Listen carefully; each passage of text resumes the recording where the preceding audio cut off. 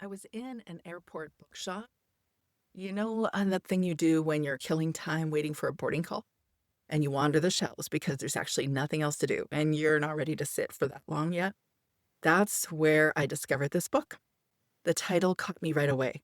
13 Things Mentally Strong People Don't Do by Amy Morin. And I thought, homeschool moms definitely need to be mentally strong, don't you think? So I picked it up and I could not put it down. Because here's what Amy Morin says about mentally strong people. And I want you to hear this. They have healthy habits. Mentally strong people have healthy habits. They manage their emotions, their thoughts, and behaviors in a way that set them up for success in life. When I read the list on the back cover, I thought I could have written this book. These are things I've learned and am still learning in my own life. And I have absolutely learned most of them in context to homeschooling. Also other really big life stuff. But for the purpose of today's discussion, I'm sharing it in the context of the homeschool mom journey. Because you are a homeschool mom, or at least I presume you are. Now, Amy lists 13 things, and I'm not going to walk you through all 13 today.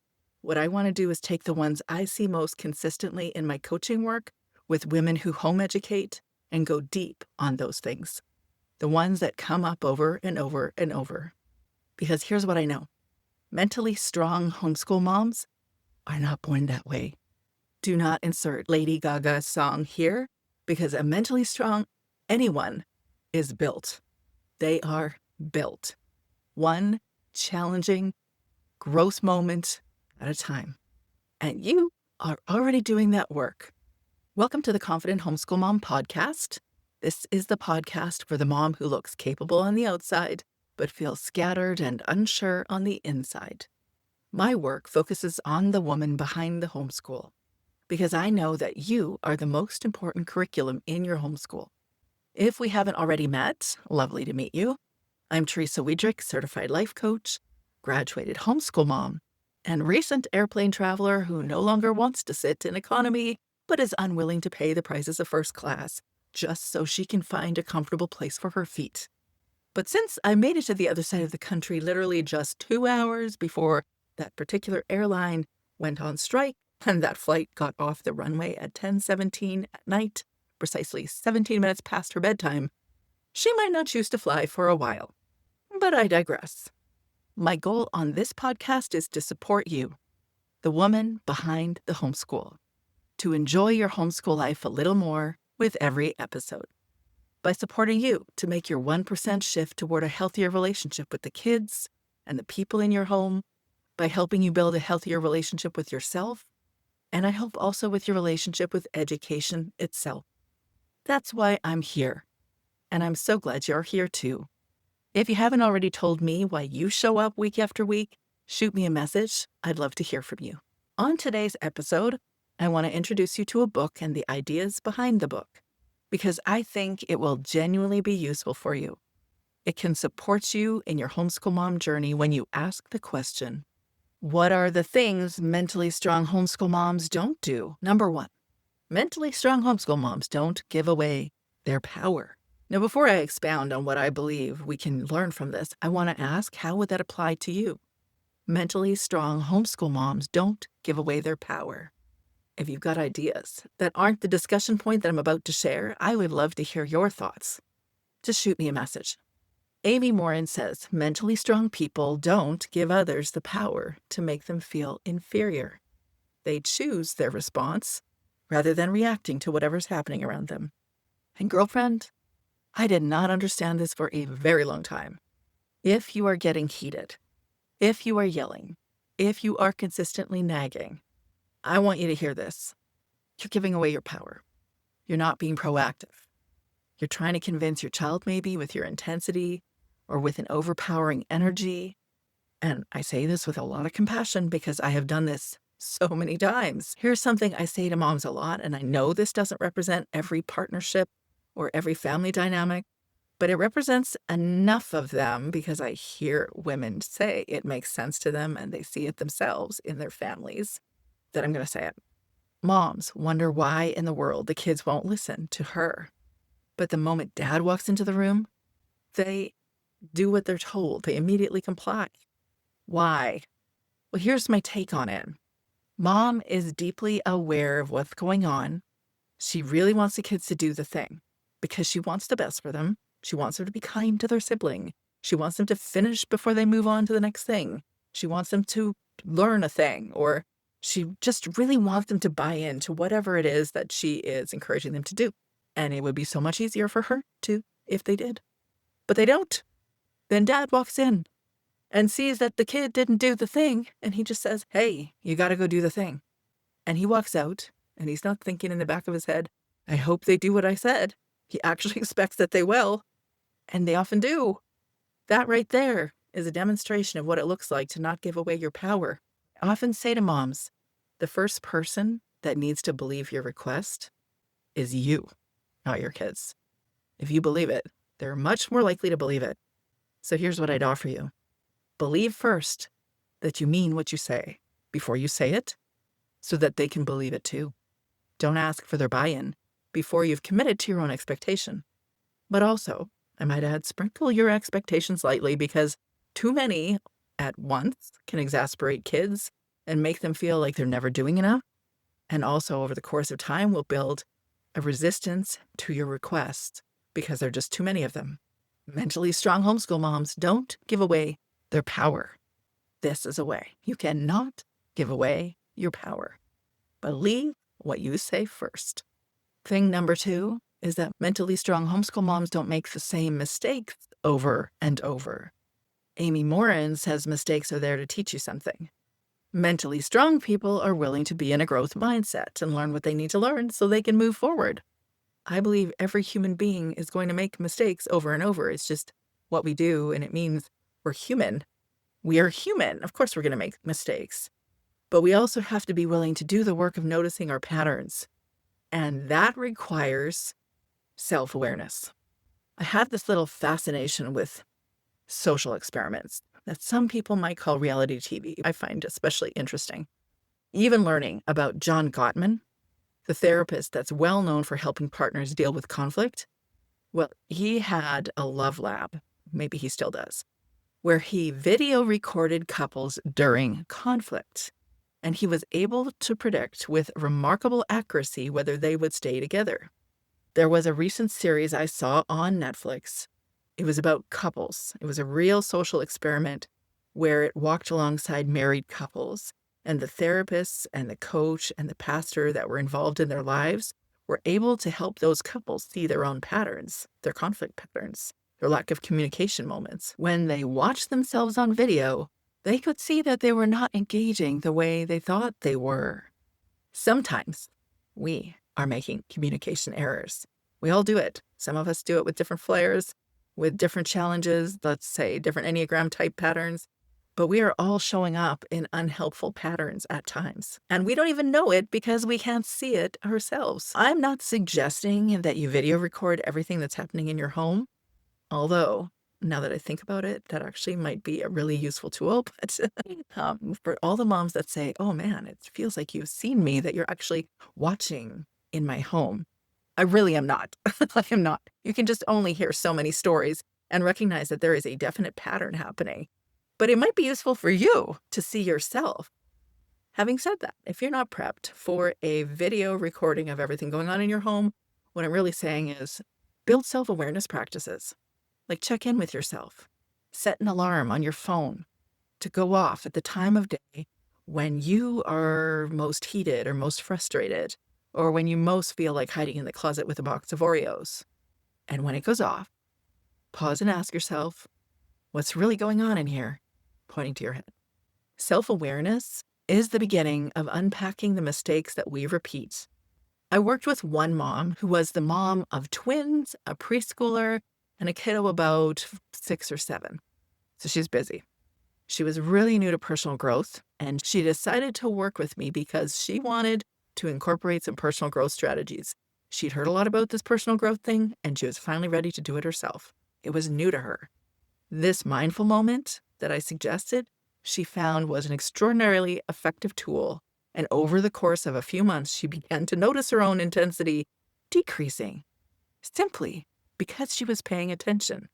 There was another mom who came to me very early in my coaching work. Another mom had recommended her to hang out with me. The second mom told me she found herself way too reactive. Her both of her kids differently got under her skin, and she found herself being way too loud. In other words, yelling more often than she ever thought she would. She practiced that mindfulness alarm so consistently that one day, without her even saying a word to her kids heard the alarm, noticed what she was doing, and when the alarm went off, her kids stopped with her, put their hands on their hearts, took a long, slow, deep breath, and asked themselves how they were feeling. She sent me a message to say I was in tears and I had to tell you, because this is affecting not just me, but my kids too. We're all learning emotional regulation together.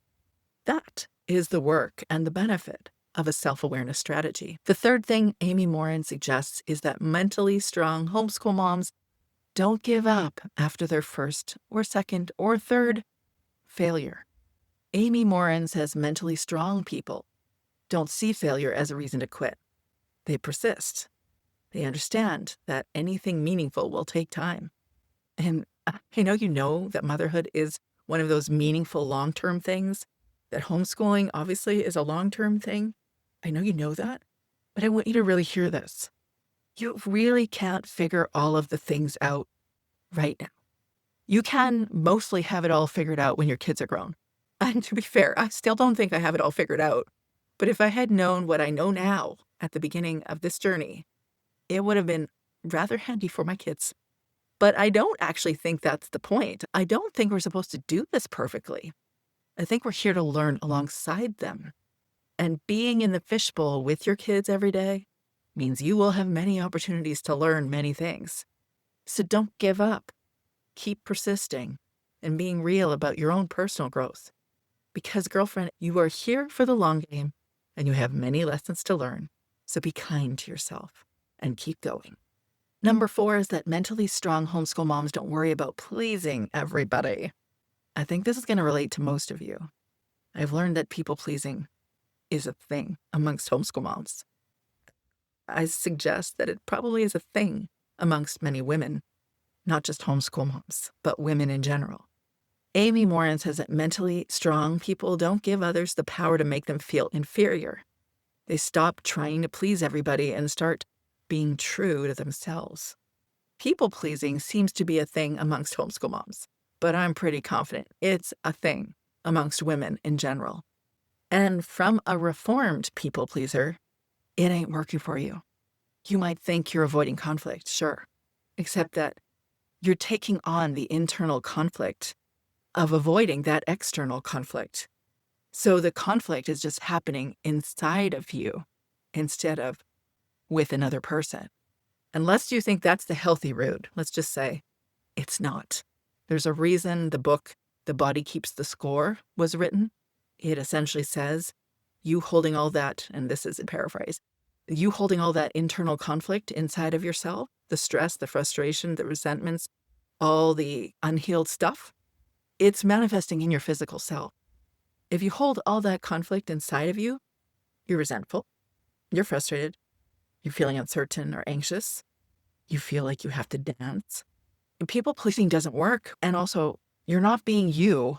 You're not telling the truth of who you are. You're doing what you're doing because you think you're supposed to, being the good girl and all. And I get it. I have been there. I had a profound moment in a passport office in 2004. I was waiting for my passport. Me, my husband, and my third daughter, who was presently inside of me in early pregnancy, was waiting to get my passport a week before we were heading to Mexico. And I was reading a book called The Normal Christian Life by Watchman Nee. It's a study of the book of Romans, which in the Bible is all about grace. And I was reading this book, and it was like, literally, like the heavens opened up. It felt like a light came down on me. I got really clear in a moment that grace was a gift, not something that I needed to earn first. And in that one moment, my life literally changed. I realized if I didn't need to earn grace from the one that made this all, why in the world was I spending my life trying to earn the grace of the people around me? I'm going to leave that discussion there because I know that not everyone will follow that with me. But if you have a history of being in the church, or if you're Christian, you're going to resonate. And I was in the church for 2 decades and did not fully get that message until that moment. And when I did, it changed everything for me. And for those of you who do resonate with that discussion point, I hope you deeply heard it too. You were created and put on this planet to do something amazing, remarkable, uniquely you. But it requires you to be true and authentic, and to get who you are and be who you are. And people-pleasing is not authentic. It is not you, and it ain't working anyway. Number 5, Amy Morin says, mentally strong homeschool moms don't dwell on the past. She says mentally strong people don't get stuck in the past. They acknowledge it. They learn from it and they move forward. Now, here's where I would add a little nuance, because people say the differentiation between coaching and therapy is that coaching focuses on the future and our goals and our vision, forward thinking, and therapy focuses more on the past and digging up the past and understanding it. But in my personal experience, both as a coach and a client, I don't actually see it that way in reality. I'm not a therapist. I'm not trying to diagnose or to engage in clinical therapeutic tools or to understand the DSM-5 or know how to prescribe, but I am unquestionably a trauma-informed coach, and I am very clear that your attachment tendencies and the stories you carried before you were a mom or a wife are deeply influencing how you're showing up in your homeschool today. The little girl who was hurt, or the teenager who felt bullied, the child who didn't feel like her parents saw her, she is showing up in how you live your homeschool mom life and in how you engage your kids, in how you understand your partner, certainly. That, in fact, has a very big discussion point in all of the homeschool world. I speak this often in the collective and in coaching, that you almost never come to me to say, hey, I don't understand how to engage with my husband or my partner. That's not typically why someone comes to chat with me in coaching, but it always comes up because the relationship with your partner is a reflection of how you're showing up in life, in how secure you feel, in how connected you feel, and it is influencing every relationship in your home. So that is hurt, or the teenager who felt bullied, or the child who didn't feel seen by her parents, she's still here. But I bet you know that.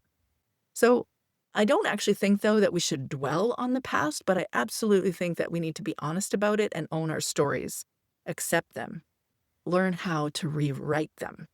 Your past isn't back there, but it's still happening right here, right now, because she's still here. And when we do the work, the inner work, we can move toward the life and the homeschool that we really want. Amy Morin says that mentally strong homeschool moms don't fear alone time. Now, I'll bet as I say that, you're thinking, yeah, I wouldn't fear alone time either, but I'm never getting it. So I'm not sure why we're even talking about this. Okay, so Amy Morin says mentally strong people aren't afraid of silence or solitude. They use it to reflect and recharge. Okay, so I know you're probably thinking alone time. What is that even? You have a hard enough time thinking 2 thoughts in a row, let alone feeling like you have too much time on your hands. Not relatable, right? That is not a sentence homeschool moms make for a solid couple decades. But here's what I want to say to you. You need to develop interests outside of your kids. I know I wouldn't have loved hearing that myself in early motherhood because I deeply prized motherhood. I still do. But it was the only thing for me. It's a demanding, beautiful, deeply memorable focus in our lives. And when we package it in home education, the memories are coming out of the cracks. And yet they are going to grow up, these kids. How do I know? Because yesterday I started to dismantle my homeschool room in a really meaningful way. I took down the ribbon of triangular numbers that a few of my kids put together as a decoration in the homeschool room they did it during the early boring months of the pandemic. And why did we put numbers on the wall? Well, this is how much time we had on our hands. I told them that they could create a decoration and string it up there like bunting with the digits of pi. No, that legit only lasted a few hours, but it lasted a few hours. And we had it hanging there until yesterday. My husband and my daughter said, really? You took it down, but for me, it was time. Also, the room really needed to be dusted and painted. So my youngest is going to university in the next couple weeks. My empty nesting is about to happen. Well, officially, but then I had a daughter come home and she said, they all talked about this. You're really skirting this empty nesting thing, hey? And I'm like, yes, I am. And I'm grateful. But you know what that means? Traditionally, that means I've got a lot more alone time. And though I have been filling my world with meaningful things, connecting into my local community, not just the online one, reading and writing and hiking and gardening and coffee with friends and movies and traveling. And actually, most of my time is spent coaching and writing throughout the week. And I love all of those things. But I remember once upon a time wondering what in the world I was going to do when I was 50 and had all the time in the world on my hands and all the time in the world. Well, that day is coming, and I am not afraid of it because I built a life that belongs to me alongside the life I built for my kids. So I encourage you to start now, even if it's small, because the nest empties faster than you think. By the way, I've been posting my empty nest homeschool mom musings over on Threads. If you're over there, come say hi. So number 7 is that mentally strong homeschool moms don't expect immediate results. Amy Morin says mentally strong people are patient. Well, then that would have been a problem for me because I did not start this homeschool thing patient. Well, she says mentally strong people understand that meaningful change takes time and they shouldn't expect overnight transformation. I have noticed that I am amongst many. We are the queens of unrealistic expectations in that regard. We decide that our child needs to learn, say, phonics, and we expect it to happen tomorrow, or something not too far in the future, or at the very least stay fully engaged every time we bring out the book. Meanwhile, do we even know all the rules of phonics ourselves? One mom said that to me recently. She said, I don't even know all these rules. Guess what? Neither did I. In fact, I'll tell you something. I was a teenager reading a newspaper that's like Google, but in paper, and only of today's events. Yesterday's events. Well, I saw this word, INDICT. That's how it's spelled. And I read it as indict. I had absolutely no idea what the word indict was, but I still learned to read. I still learned to pronounce things, mostly, and so will your kids. Here's the truth. You can't lead a child to the toilet and make them pee. You can't lead a child to the workbook and make them check off your boxes. But you can keep showing up, keep introducing them to different phonemes, and reintroducing a concept over the course of time, even in short bursts, because that is actually how kids learn. This is the long game, and you are in it, and you are doing it, so keep going as you're doing it patiently. If you've been listening to me throughout the discussion, you'll hear one thread running through all the things.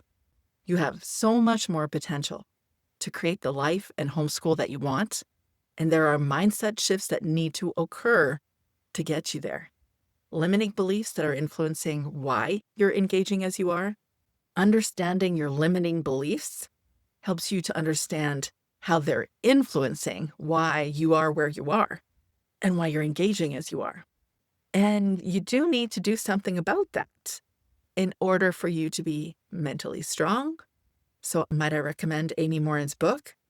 Read it, and then come join us in the Confident Homeschool Mom Collective's book discussion each month. Because these are the books that we read and discuss, the ones that can have a deep impact on how you show up in your home. This month in the Confident Homeschool Mom Collective, we are reading the remarkable book, The Life That's Waiting by Brianna Wiest. And wow, does it pack a punch alongside this conversation. It goes deep into so many of these points. Your first 7 days in the collective are completely free. Just come check us out and see if we are your cup of tea. The link is in the show notes. And if you want to go even deeper on any of these 7 things in the context of your real life, book a free aligned homeschool reset session with me. We can unpack what came up for you in this episode and look at what might need to shift. And then you'll get an action plan to address it if you choose. The link is also in the show notes. Then I'll share with you how coaching can support you in that journey. I'm so glad you joined me today. I'd love to hear what you were doing while we were chatting. Are you finally getting a few minutes to yourself this morning? Nope, didn't think so. But nonetheless, send me a message on the socials and let me know, because I'd love to hear. And if this episode resonated, would you leave a review wherever you listen? It emboldens me to keep going, to keep offering this, to keep believing that this work matters in your life. I want to leave you with this. Mentally strong homeschool moms are not the ones who never struggle. Nope. Mentally strong homeschool moms are the ones who keep showing up anyway, who stay curious about themselves, who choose growth even when it's uncomfortable. That's you. That's always been you. All you have to do is take one honest step toward alignment. That's what we do here together. Next week on the podcast, we're talking about Jodi Carrington's book, Feeling Seen. And I think this one is going to be one of the most important conversations that we have all summer. I look forward to seeing you there. See you next week.